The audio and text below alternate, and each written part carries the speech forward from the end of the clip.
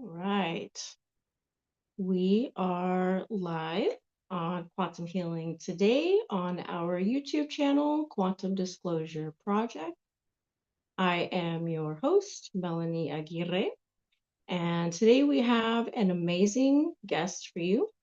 His name is Reverend Michael J.S. Carter. He is a longtime UFO contactee, and he has chosen to share his message of UFO truth and experiences with the world.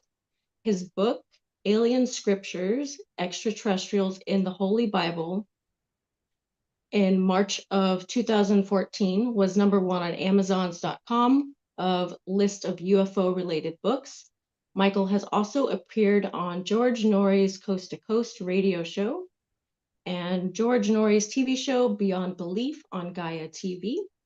Other TV experiences and appearances include being a regular consultant on the History Channel's Ancient Aliens series, and has also appeared on America's Greatest Mysteries, hosted by Lawrence Fishburne, and many more.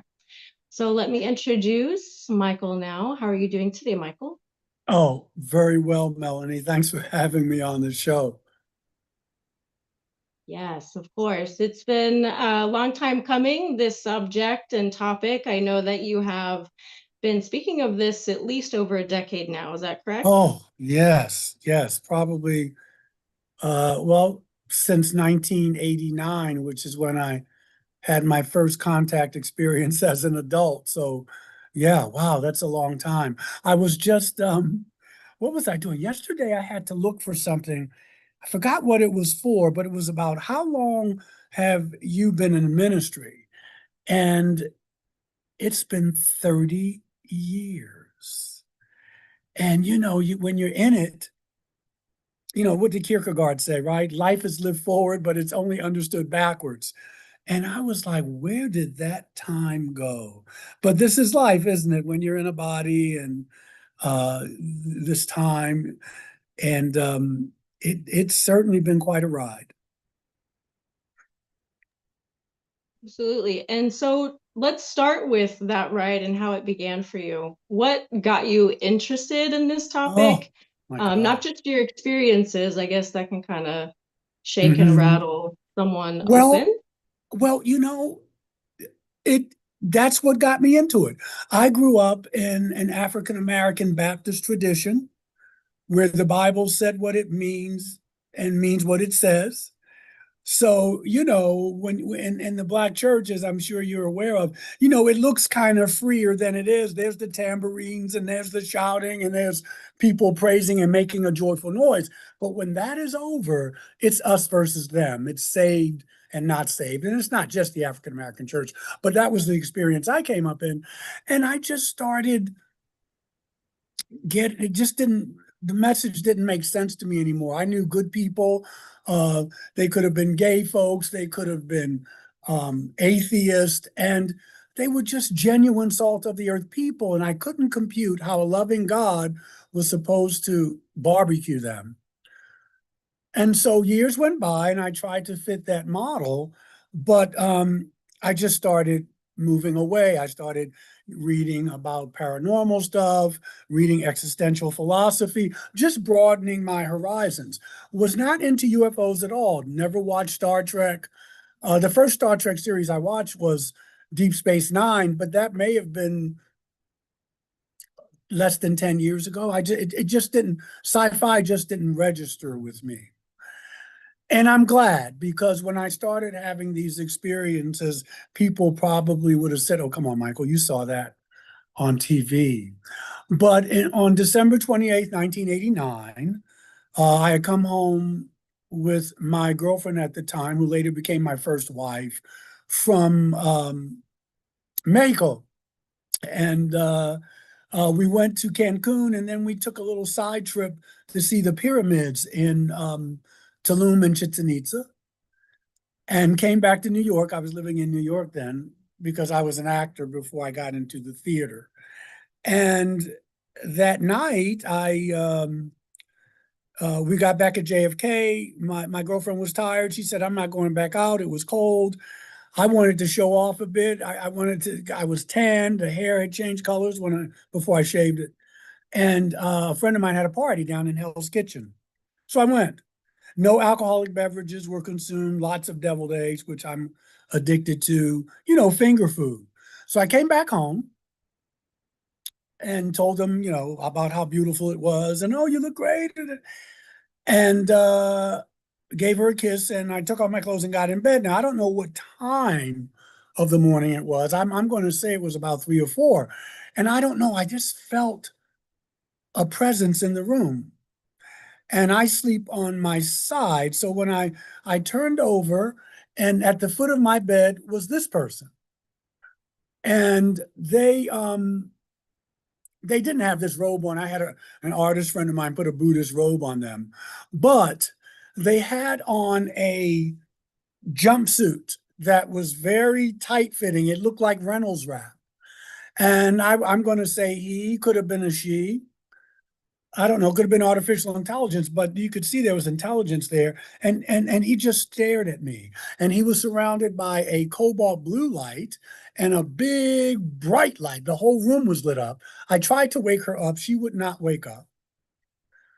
And I was scared to death. And I pulled the covers up over my head and I got into the fetal position. And I felt, now we were living on the 15th floor of the Excelsior Hotel. It's still there, 45 West 81st Street between Columbus Avenue and Central Park West. And I felt like I was outside. I felt like, but I was too afraid to pull the covers down. But I just, I was freezing. And then I grew a pair. I finally said, I got to see what's going on. And when I pulled the covers down, no one was there. She woke up. I told her about it. She's a very deeply spiritual and understanding woman. She didn't say, what are you, some kind of a nut? So we talked through it.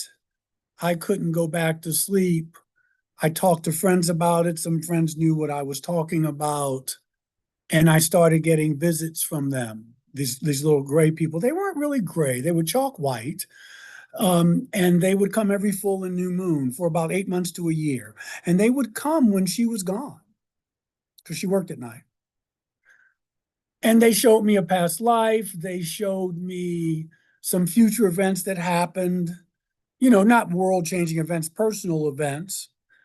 Later on, they had followed me. I was out of town during a training, and they came and they showed me, they nudged me to do the healing work because the energy was changing. Every time they came, my energy changed.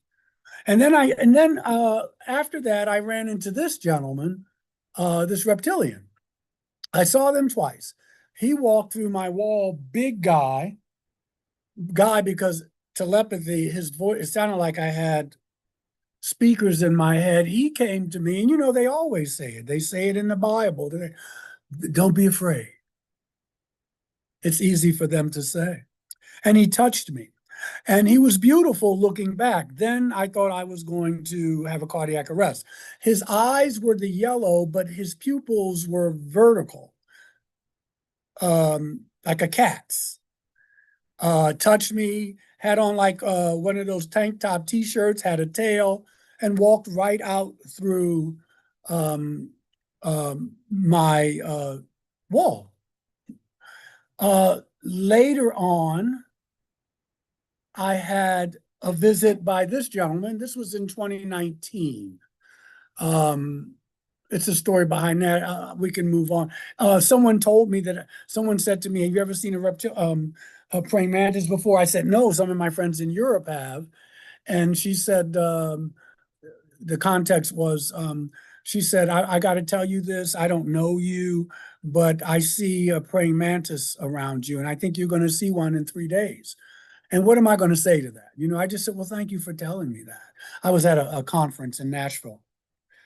And that first night, they bought my books. They were beautiful. The first night, I lived alone because I was separated in a small apartment.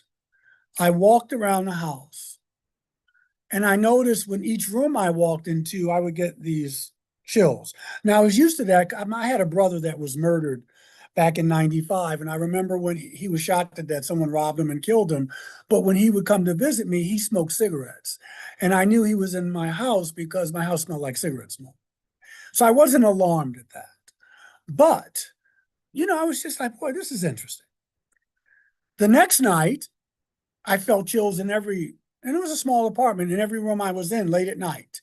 And I said, come on, Michael, this is some type of, come on, this is not happening. The third night, I was lying on my bed meditating. I tried to lay down because I couldn't sit up anymore. I was really tired. And I closed my eyes and I felt the mattress go down. And when I opened my eyes, this person was look right this far from my face. Didn't say anything, just looked at me deep in my eyes and then left. And then finally, um, I had a healing. What was that? That was 2019.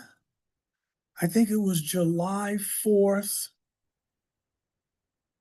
It'll come to me, but I know it was the 4th of July. I was supposed to go see some fireworks, which I do not like. They canceled them because it was pouring down rain here. No, it was earlier than that. Because my dad had died. It was like a Western song. I was getting divorced. I got fired from my job. I was a chaplain at a hospital, and my dad had died. And this being came in my room.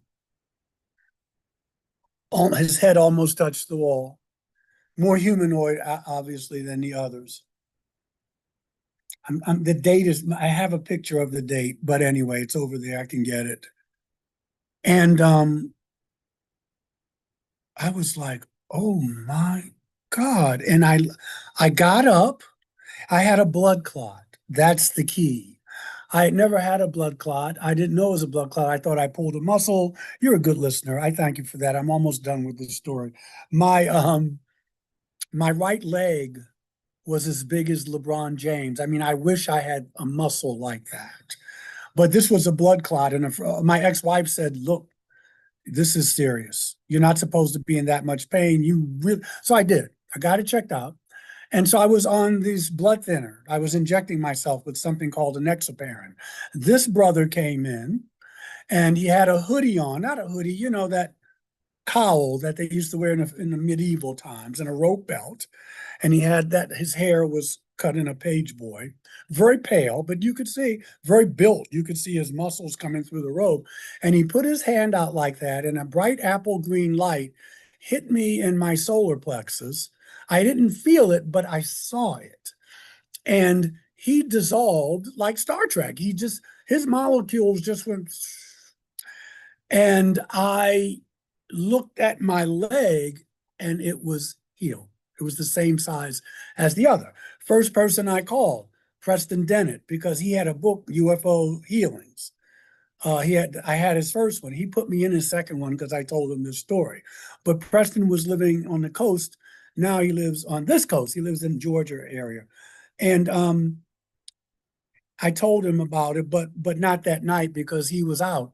It happened at 10 of 10 Eastern time, which meant it was 6:50 out in California. So those are some of the things that have happened to me. All of those things influence the way I look at life, certainly influence my religious and spiritual beliefs. And I wouldn't trade them for anything in the world. They were traumatic. I went to therapy. I had to see a mental health professional. I was having a hard time coping with what we're calling reality, but I got through it. Yes, thank you for sharing that about your personal experience with your religion and your belief, because Mhm. that is something that is kind of on that fine line, that what I mean, I could say gray area, no pun intended, but it really is that gray area Yeah, of, it is. what's truth, what's reality. Then you start questioning, who are we? Who is that? And more, it starts to create this domino effect of Hmm. curiosity. And Yeah, so Did that ever disrupt your life or relationships with friends Yeah. or anybody else in your life? Tell Oh, me about oh that. yeah. Oh yeah. Ooh, it's a great question, Melanie.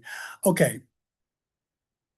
Well, I almost got fired from, I serve a congregation, I'm a working clergy person, and there were some people, but one woman in particular, who wanted them to fire me because late at night she says I'm going through my TV and I see my pastor, as she called me, talking about little green men, and I'm uncomfortable with it. She probably saw an episode of Ancient Aliens. And she went as so far as to go to the board of directors to say, I want him to lose his job. But I don't know if I thought they would do it, but it was just uncomfortable. But they said no. They said he hasn't done anything egregious. He hasn't preached this from the pulpit. He's not forcing this down our throat. He is talking about his experience, and who knows, he may be right.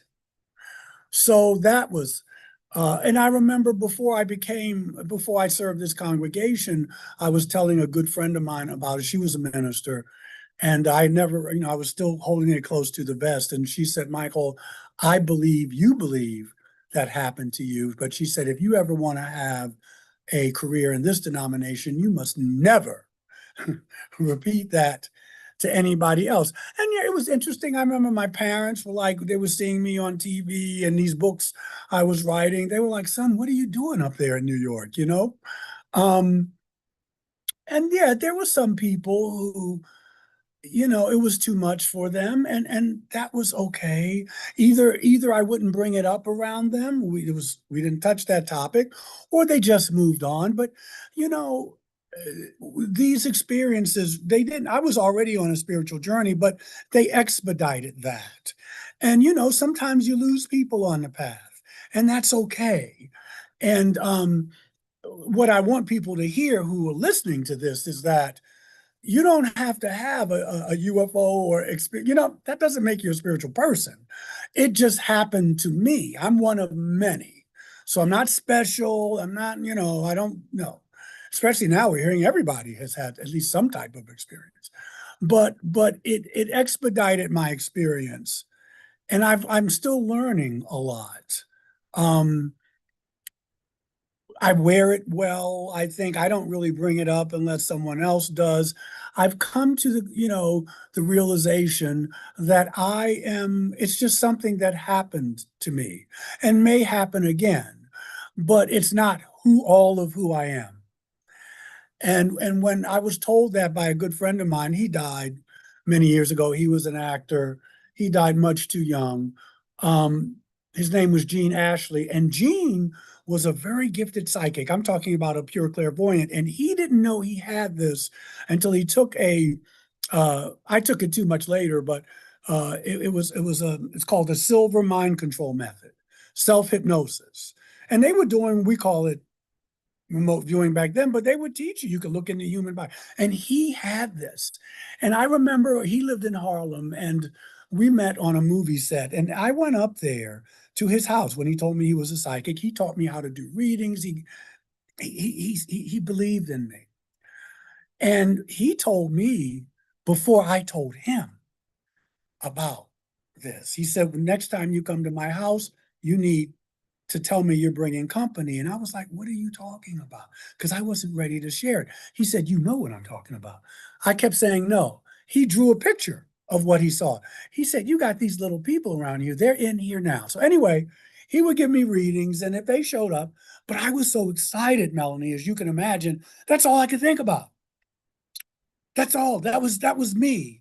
And one day he said to me, he said, Michael, you're making me nervous and I want to breathe and give you your reading. If they show up, they do. If they don't, they don't. But you are so much more than this. And I couldn't hear that then because it was the greatest thing that was ever happening. You know what I mean? Um, but now I'll be 69 in July. I get it. You are so much more. Yes, you've been visited by non-human intelligence. And this is way back in the 90s. But so have a lot of other people. And it's wonderful. And they have messages for you and you do certain things. But don't put yourself in that box. And I have friends that if you're not talking about this phenomenon, they have nothing else. It's like they're in a bubble. They don't know what else is going on in the world or really care. It doesn't make them bad people, but it'll be a waste to just live your life that way, to me. Right. And that makes sense, is living in that bubble and staying not, contained, but within that identity and that limited and that structure. And I guess that brings me now to the next question is religion versus spirituality, consciousness over identity. And so, from your experiences, what can you share with people, that difference, and anything else that you might find important to share? Yeah, I want to be clear, first of all, that I don't always necessarily believe that there's a big difference between spirituality and religion. There's some people who do both very well. I had people in my family who did. Yes, they stuck to the Orthodox tradition, but they were kind. They fed the hungry, they clothed the naked. They had their experiences. So there is a difference, but they don't. Sometimes they do meld. Dr. King comes to mind. Gandhi comes to mind. But those are larger than life people. But even everyday people. Um, what I came to, and I stand on the shoulders of other people before me, obviously, is that I think about the Dalai Lama. The Dalai Lama said, like, for people who wanted to become Buddhists, and Buddhism is a philosophy, it's not a religion. He said, if you feel that you have to leave your Christianity or whatever to become Buddhist, he said, don't leave until you've explored every facet of your old religion. He said, and when you do that, which will take years, if you still feel like it doesn't work for you, then leave it. But he said, never talk bad about it because it still works for other people. And you don't want to have that kind of spiritual arrogance, which I can sometimes get. Um, when I read the Bible, when I read the sacred scriptures, when I look at Native American spirituality and other, and other perspectives, whether it's Native American spirituality, First Nations here, or in Australia, um, they all talk about these beings who came from the sky and that helped them jumpstart civilization. Some of them were benevolent, they were to be helpful. Some of them were malevolent. We have some of that in the Bible and other places. You read the Mahabharata, Upanishads, the Vedas, oldest scriptures in the world. But they always talk about that.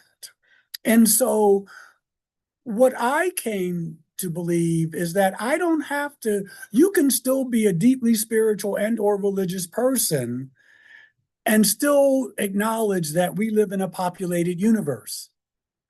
That we live in a populated universe. Some of these beings don't need craft to get around. Some of them can just think and be there. Some of them don't need bodies. Some of them do. Some of them can shapeshift.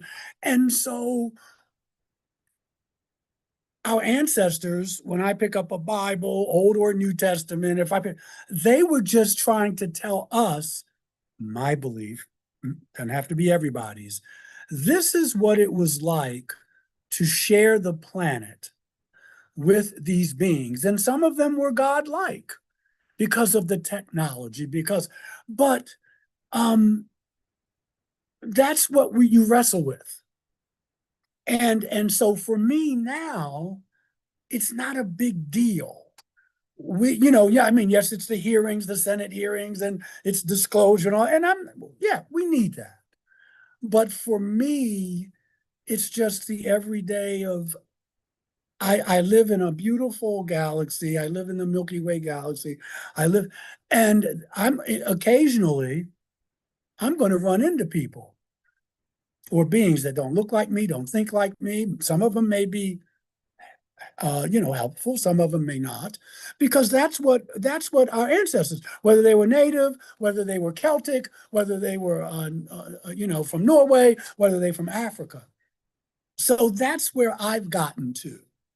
And I don't want to damper anybody's parade, because I know some people, their whole life has been disclosure, disclosure, disclosure. And I'm kind of tired of it, because it's the same thing over and over and over again. Well, Clapper may have been on the shooting down stuff, and this one may, and it's great information. But Melanie, I'm going to put it this way. I'm looking for wisdom. I got all the information I want. I'm looking for some wisdom. And so I know my government has lied. I know that they continue to lie. I know that we'll probably never get the entire story. And that's okay.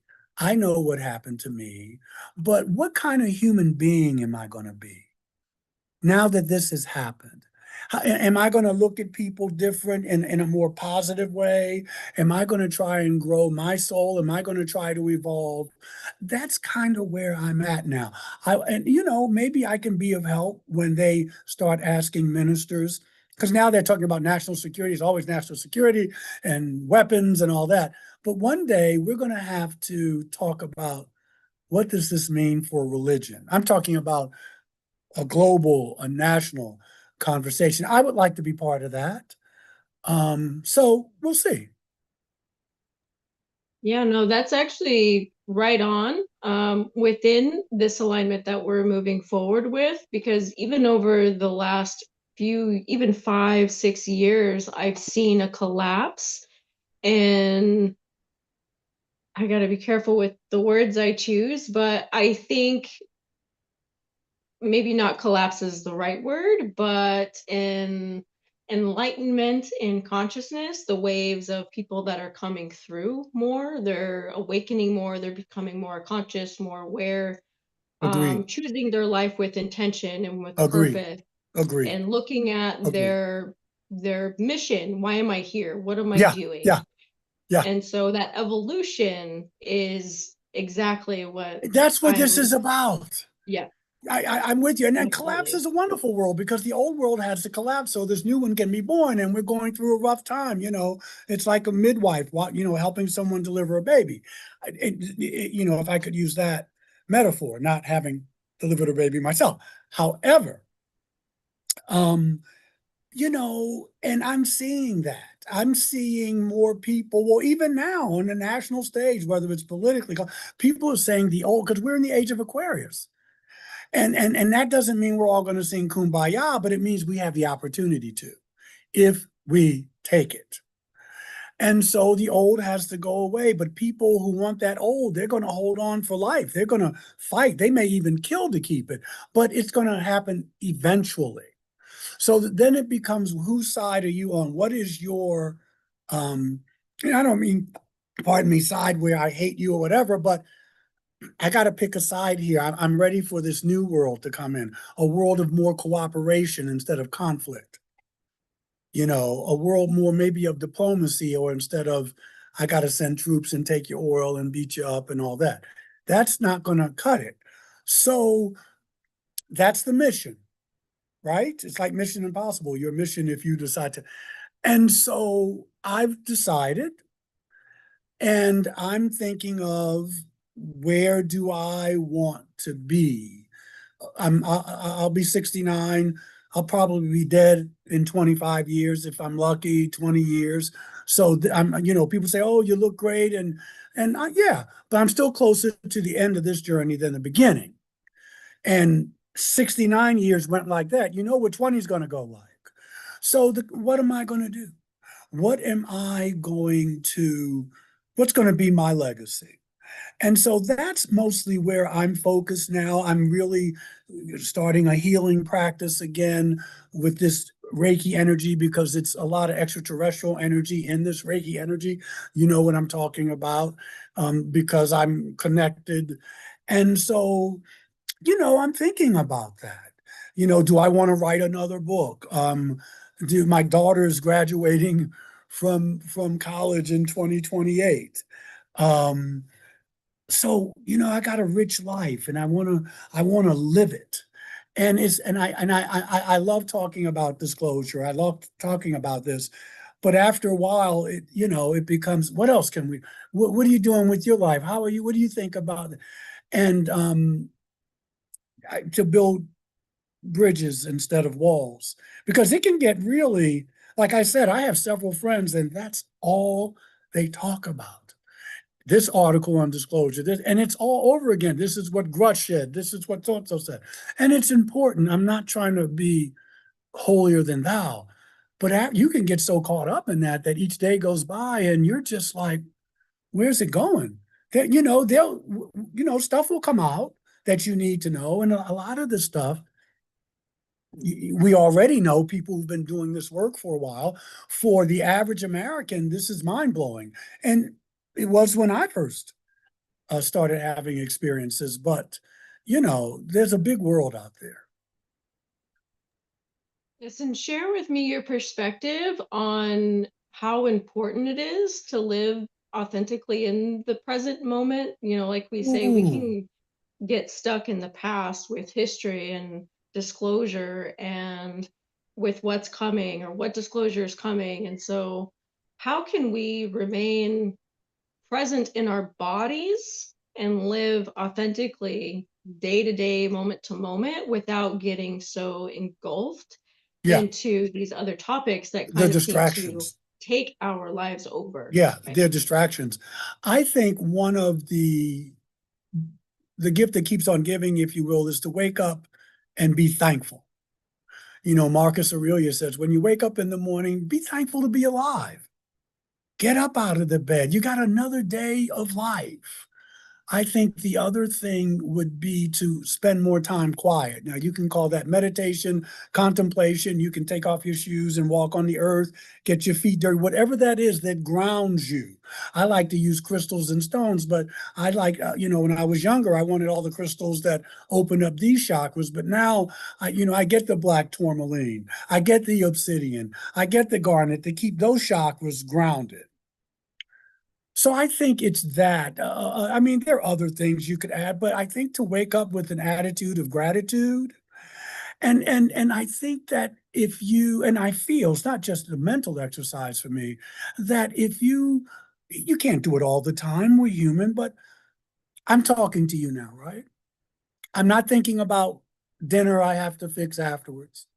I'm not thinking about the conversation with my daughter I had before I called you. I'm right here because this moment will never happen again. It'll be gone.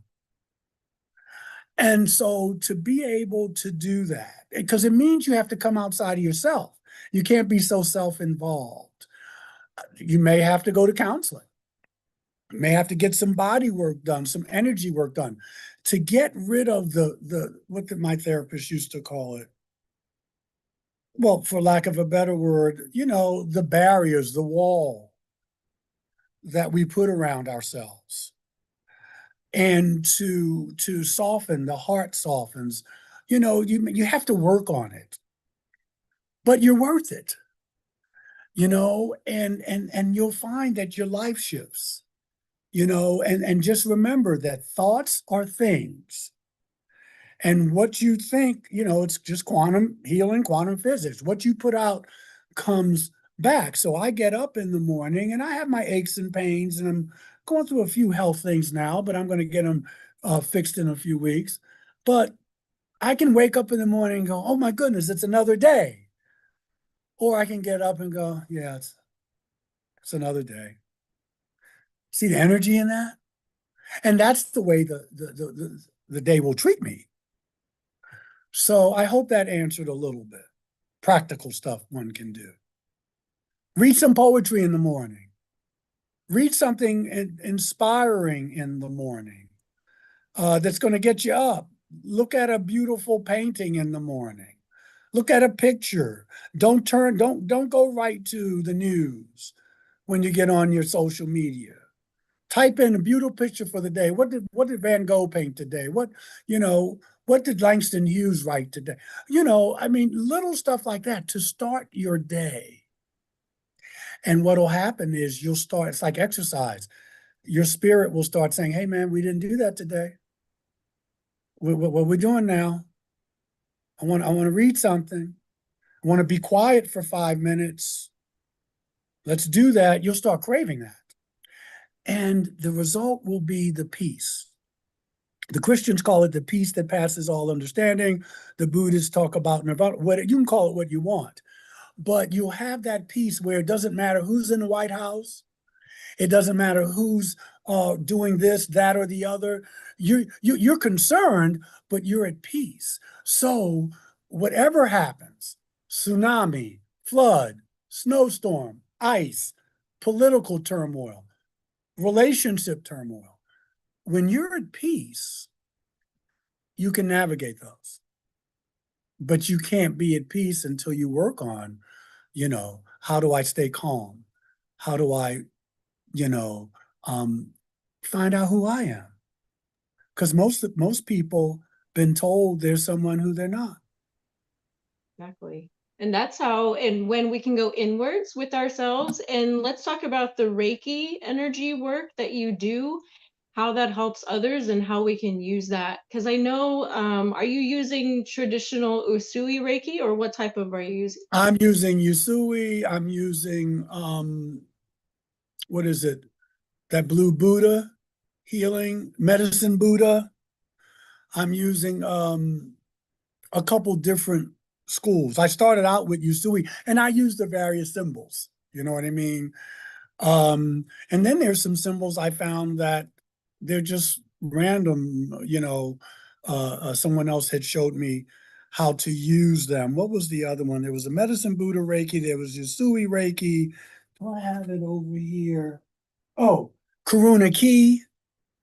Karuna key symbols powerful. Yes, Well, what I'm happened? familiar with this. Yeah, how I got into it was that I was doing Reiki a little bit before they started visiting me. But I noticed that when they would visit me the next day, I was so, I was buzzing. Okay. Like I wouldn't eat. I mean, and then after a while, my body was like, hey, what are we doing, man? You need to we need to rest a little bit here. So when people would say, one woman said to me, I'm not gonna, she cursed me out, but she said, that's not regular Reiki that you give me. She said, I've been doing healing before you were born, son. That's from your space friends.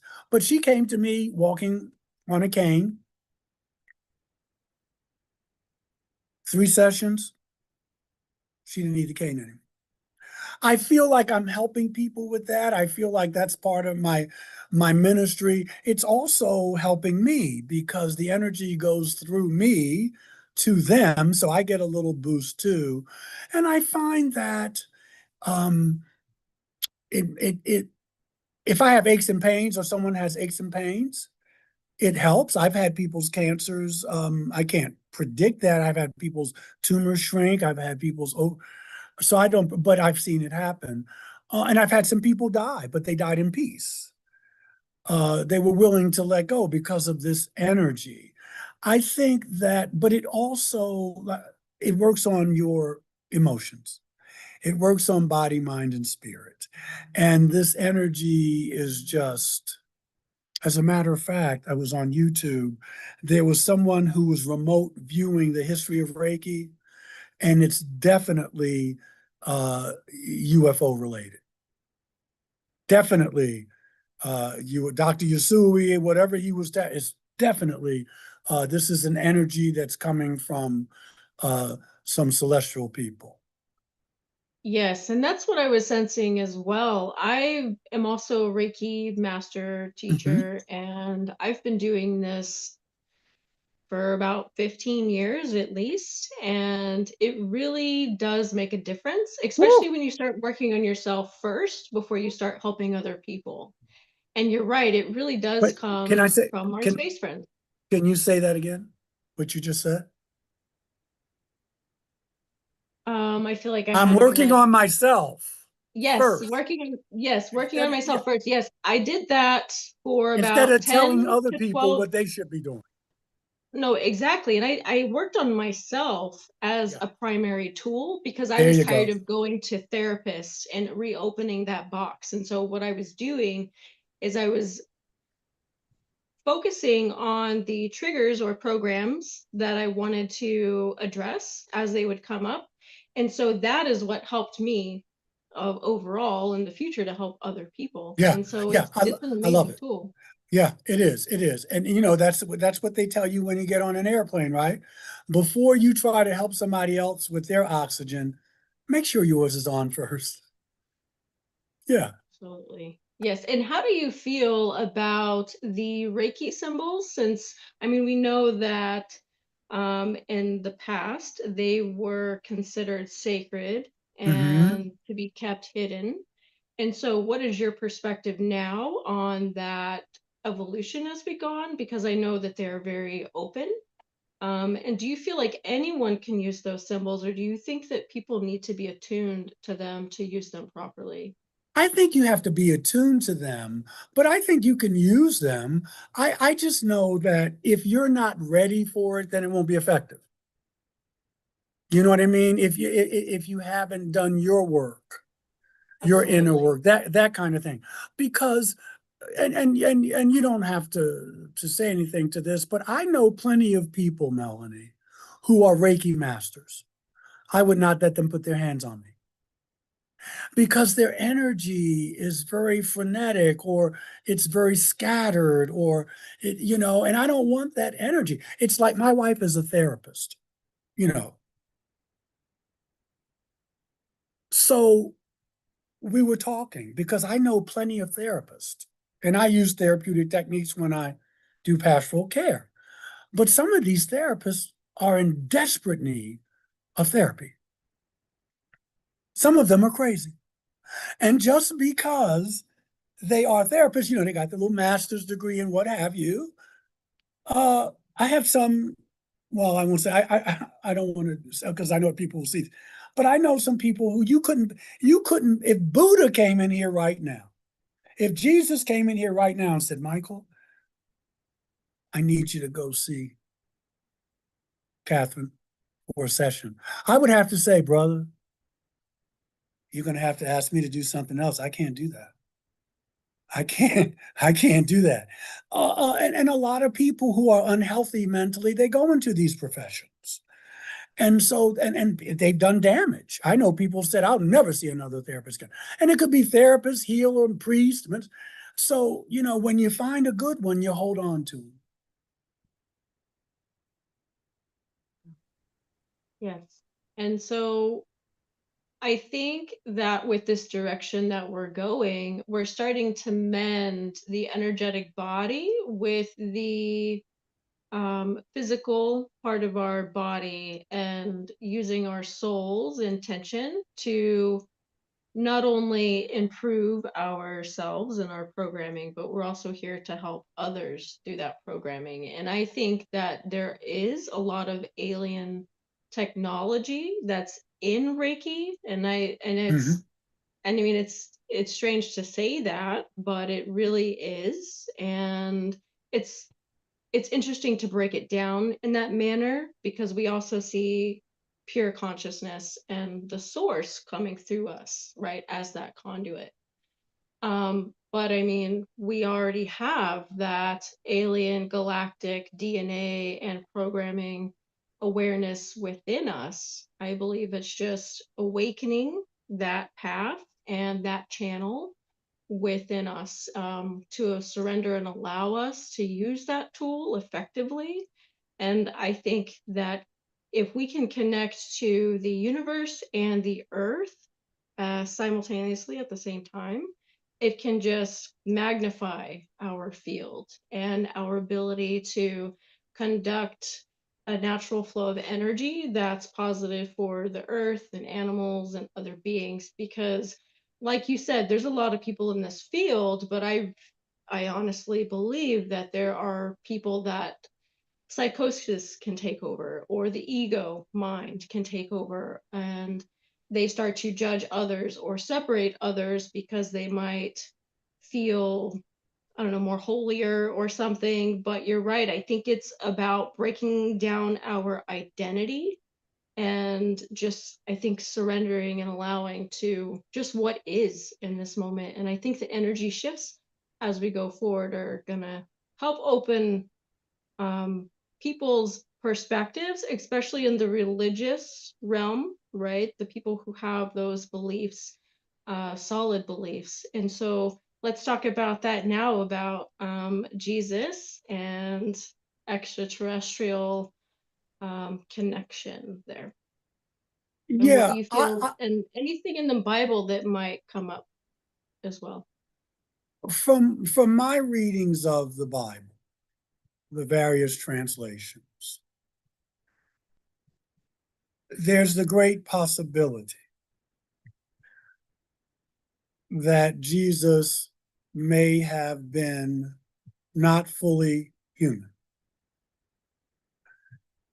If your father is not human and your mother is, that means you're human. And this is what we're told in the Christmas story, that Joseph is his earthly dad. It would surely account for the wisdom and a lot of the miracles that were being done and talked about in the Gospels. So we have that there, his whole birth narrative. Now, the thing that's intriguing about that is that there are other stories in Greek and Roman legends and beyond about a being coming down. I mean, Alexander the Great was supposed to have been half human, half divine. So those stories in antiquity were quite common. In other words, it wasn't a big deal that we've had this.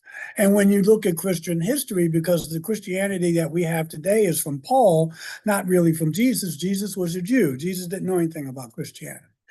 Um, but, you know, he was talking about it, and he was trying to impress a Gentile audience. So how did he do that? Well, he used that motif, half man, half God, born of a woman, a virgin woman, is different from all the people around him, gets a following, heals people, gives people truth, you know, the whole thing. And then he's killed by the authorities. And then he rises again and he goes off into the sky. Many stories in Western culture and antiquity about that. Now, I say that not to say that it didn't happen, but that it was commonplace at that time. And so the big challenge is, how do I separate the Jesus of faith from the historical Jesus? And if you can do that, let me know. You'll get the Nobel Prize. But I think when we approach it from that aspect, then, you know, whoever Jesus was, he was very special. He was a threat to the authorities. You know, when you read more of the historical Jesus, you find out that he was very Jewish, and he was very upset that Rome was in his country. Very upset. And so this narrative about this peaceful, not that he wasn't, but this gentle soul, you know, when you read extracurricular stuff, he was an activist. He was a social activist, and he wanted to get Rome out of there. They were an occupied country, but we don't hear that much. And so we focused on one thing, but we get little glimpses and pieces, you know, the day he turns over the tables and he gets a rope and he's swinging at the people, and you know they arrested him next time. That doesn't sound like a kumbaya person. When he talks about, I came to bring peace, not peace but a sword, and turn father against son, that doesn't sound. So we get little glimpses of it. And it's really, you got to walk with a razor's edge, because you know people get scared, well, you're taking away my Jesus and that kind of thing. And we're just saying there's another side to him. He curses a fig tree. I think in Matthew, he's hungry and he goes to the fig tree and it doesn't have the figs that he wanted. So he says, "A curse be on you," and the fig tree doesn't grow fruit anymore.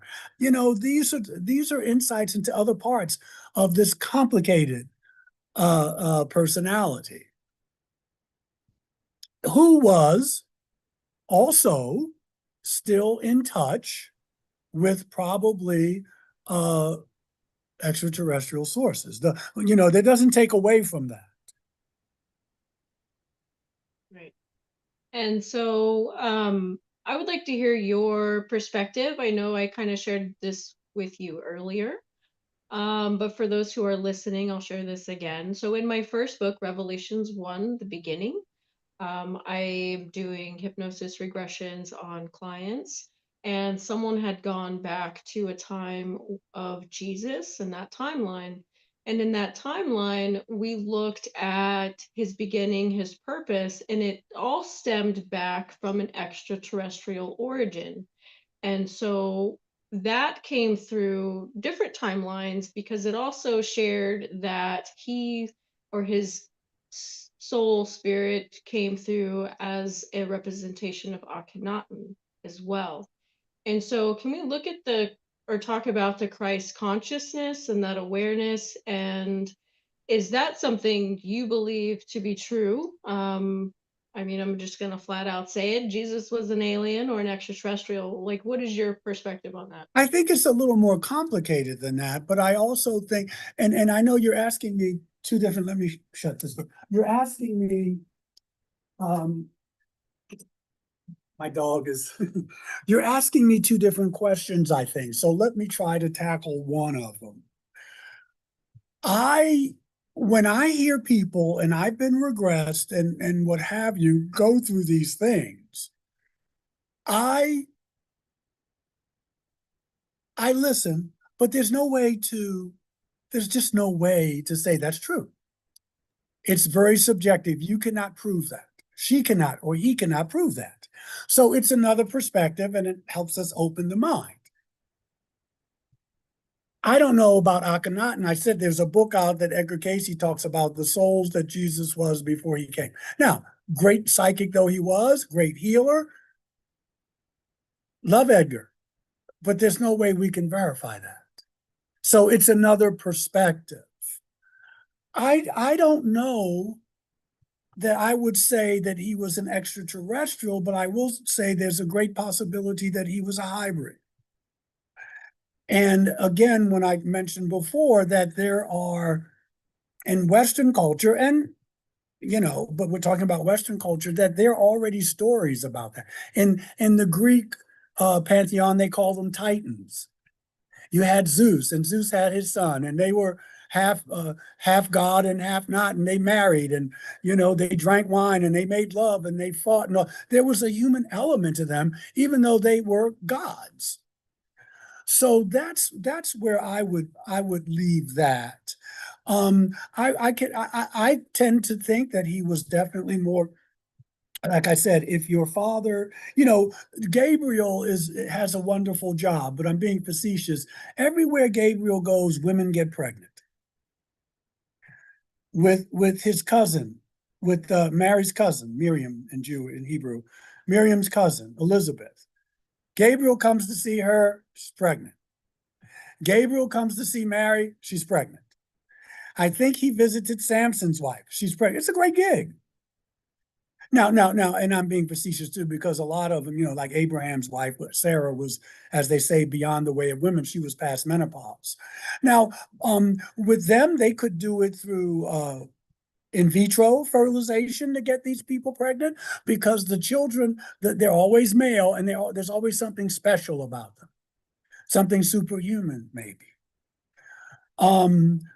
So there's that. But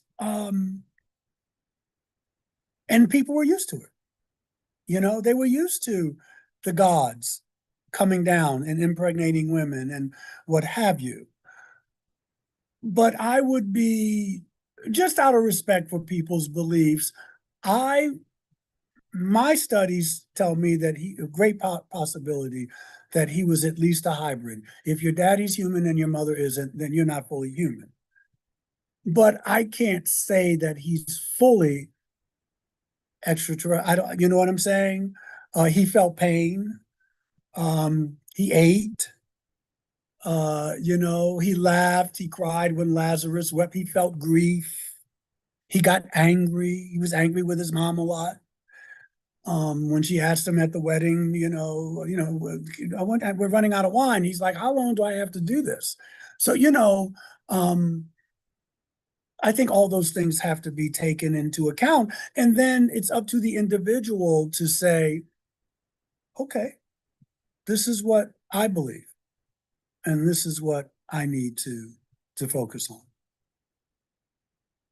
I hope From that helps. your That's just me. Yeah. No, it's actually perfect. I wrote in the book as well that everything is just based on perspective, and it's just Yeah. an observation, something to consider. And so Yeah. Yeah. would you think or believe that all humans on Earth would be hybrid at this point? What is your out outlook on No, that? well, I wouldn't say that. I would say what Plato said 2,500 years before Jesus. We all, we live in a fractalized universe, and he's not the only one who said we come from a source.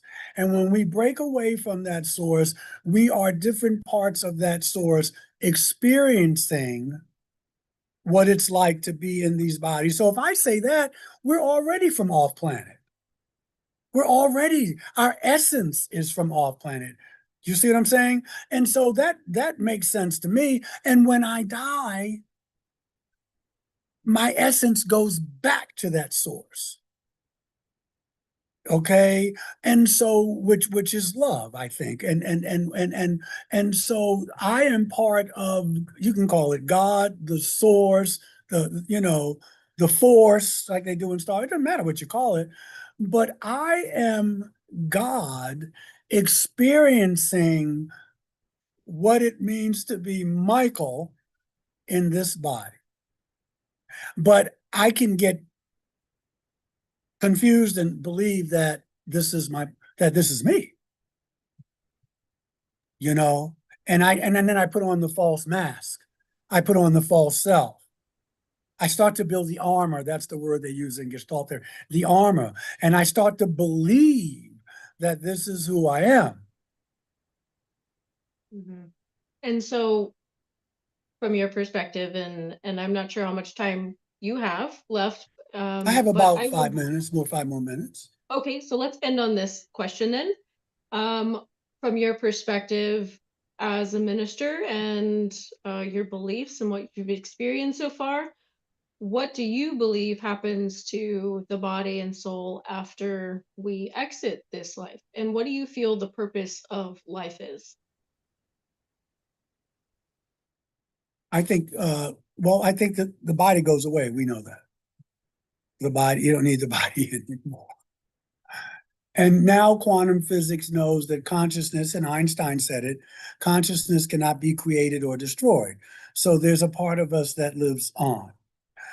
I think the purpose of life is to be lived.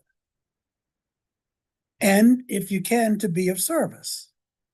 I know people go around saying, yo, what's the purpose of life? I'm trying to find the purpose of life. And I think purpose of life is simply to be, to live, to enjoy, to do what we talked about an hour or so ago, to put my feet on the earth, to sit down and be quiet and meditate, to watch the beauty, to look at that, to be in the moment. That's where I think to connect where we can. That's what I think. And like I said, that works for me. That may not be for everybody. But I think that's my philosophy, and my life has gone very good, gone very well. I live a life of service, and my needs get met. Um, but I think the purpose of life is to live. What other purpose could it be? Right. Absolutely. You're Yeah. right. Well, thank you so much for sharing that with us. Yeah. And I Did you really did you have appreciate. another question for me before we go? No, I think that's okay. I mean, other than where can we find you? Where can people find your Okay. books and your Good website? question. Other than that, I think Yeah. that this is a good topic or spot to close up, Good place. unless you have any collective messages for anyone that might be No, not listening. at all. I think we covered it. And if you ever want me back, call me back. Um, you can find my books on Amazon, but you can go to my website, michaeljscarter.com. You'll see I have about 5 or 6 books um, on ranging from healing, uh, prayer, a book of sermons, and several books on UFOs, at least 2 books on UFOs in the Bible, and a calendar, a meditation calendar. Um, I serve the Unitarian Universalist Congregation of the Shenandoah Valley. I know it's a mouthful, but if you type in Reverend Carter, Michael J. S. Carter, it'll come up. There's some new episodes of Ancient Aliens. I'm thinking they haven't come out already. They should be coming out for the next season. I think it's season 19. We shot those back in December when I was in New York. And I wish you all peace and richest blessings. And, you know, keep the faith. This will pass. And then we'll be um, into a new awareness. But enjoy life. Enjoy your life while you have it. Thank you, Michael. I really Thank you. appreciate you and your special messages and sharing your experiences with us today. I really appreciate it. Thank you. Mhm. Thank you. So, you haven't turned it off yet. No, but we can close it up now if you'd like. Yeah, I was going to ask you. So you put this on YouTube? Yes, we're live right now on YouTube. Oh my goodness. So can I go to YouTube or will you send me a link? I This can is send over. you a link. Yeah, Yeah. please, you are a wonderful interviewer. And you know why? Because you're a great listener. You are in the moment. And I just want to thank you for that, the gift that you just gave me. I want to thank you for that. Who was it that said, in the end, Melanie, we all become stories, right? And when you interview people, they're telling their story. I told you my story, at least the way I saw it. But in the end, we all become stories. And so I hope people listen to you,